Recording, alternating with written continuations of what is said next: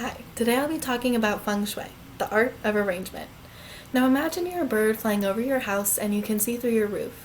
You can see where your front door is, where your living room is, where the bathroom is, and where your bedroom is. Take notice of how your furniture is arranged and the spatial relationships created. From there, I want you to think about the paths taken from each room to another. As you step into a certain room, what are you thinking? Are you thinking, man, this room is super crowded and hard to navigate through? Or are you thinking, wow, this room receives so much direct sunlight? Either way, think about the purpose of the room and think about the overall circulation. The energy that flows through each individual room and your house as a whole is known as Qi, and Feng Shui is a loose study of an individual's relationship with the environment around them with respect to harmonious energies.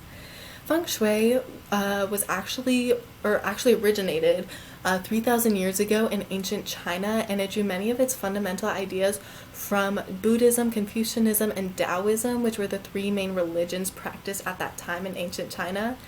And these ancient Chinese farmers wanted to feel more connected to the soil that they farmed in, so they thought if they rearranged their furniture and their belongings that they could feel the energy that flows through the earth and through the soil and into them, and they could translate that onto their fields and their crops. And so they did, and all aspects of their life became prosperous from that. And that's kind of where Feng Shui was kind of born. And Feng Shui is just the achievement of balance of energies through the arrangement of furniture. And once you achieve Feng Shui, basically your house will be flowing with positive Qi, and the vibrations will be lifted and balanced and harmonious, and you will see prosperities in all aspects of your life. So with Feng Shui, they do use it's called a Bagua map.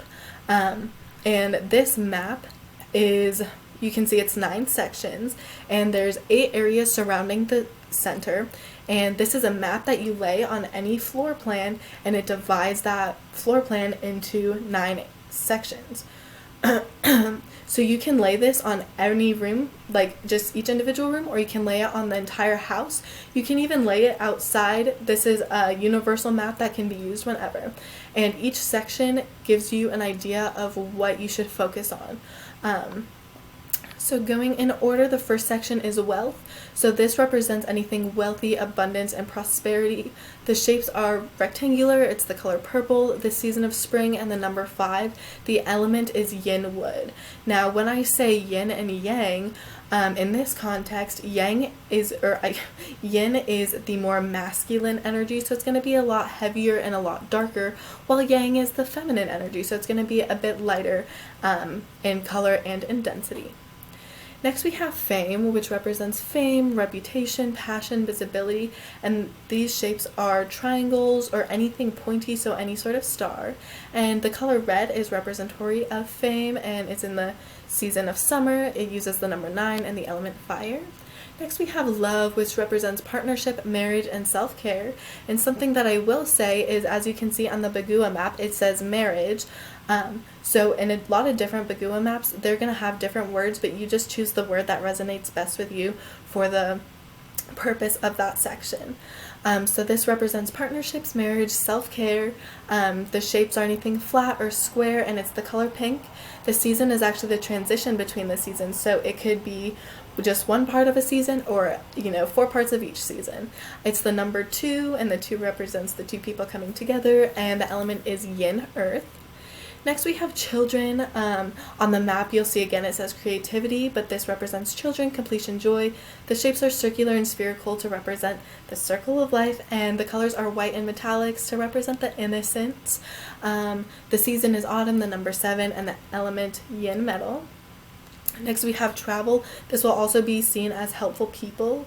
The shapes are circular, spherical, darker grays, and metallics. The season is also autumn, number 6, and yang metal. For career, this doesn't have to be a job. This could be whatever journey you're taking. If you're taking a journey to get an education, or maybe you're just traveling, it's not just your job, it's just your path in life. And then the shapes are wavy and curvy, anything organic, nothing too geometric. The season is winter, so a little bit chillier, and the number 1 singular and the element is water.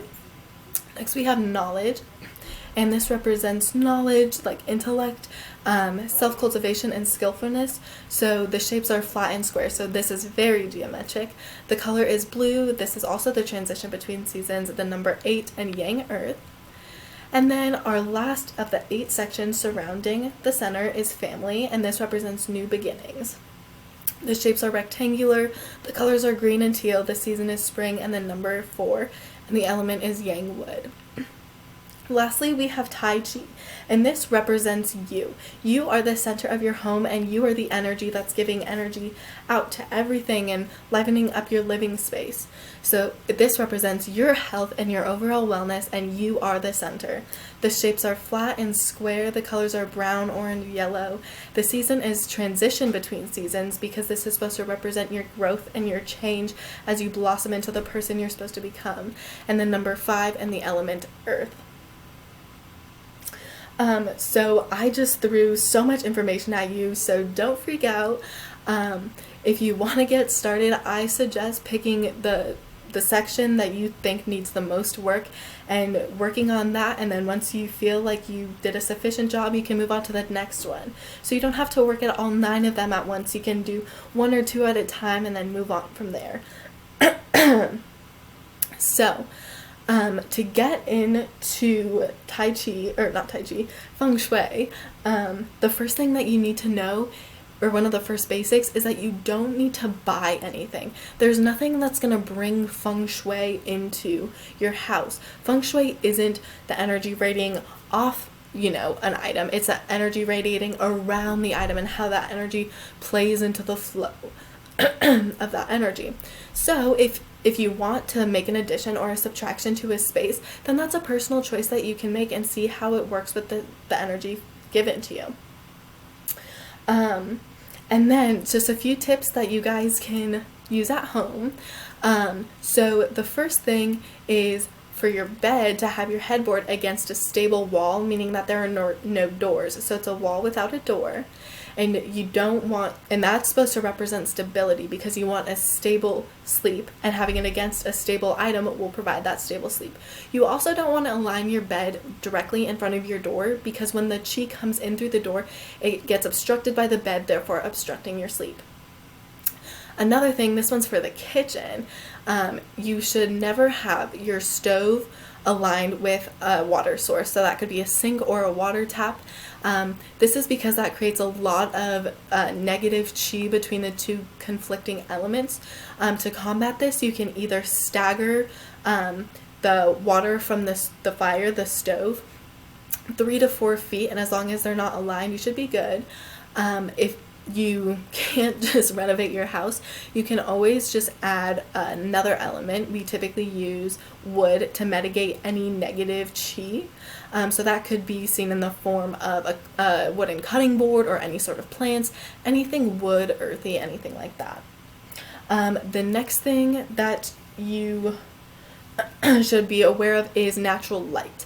Natural light is very good. It offers warm, calming energy, and that can liven up any sort of space. That improves the positive chi immensely just by using natural light. And the last thing is to keep your toilet seats closed and your bathroom door closed.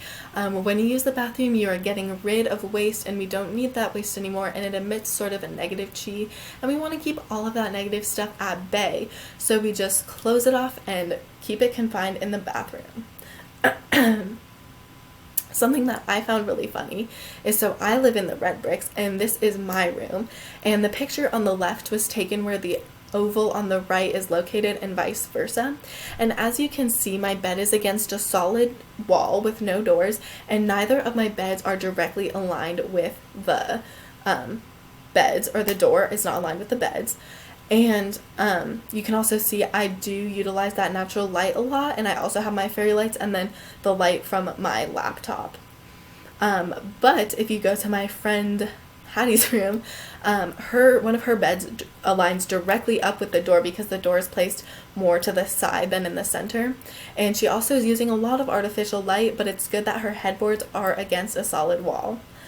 Feng Shui is all about how you the energy that you put in is the energy that you will get out. And so just harnessing all these ideas of making sure the energy fits each area, and making sure it all feels right, and adding and subtracting items as you see fit will give you chi, will give you feng shui and positive chi and positive vibrations all throughout. But thank you so much for listening, and have a good day.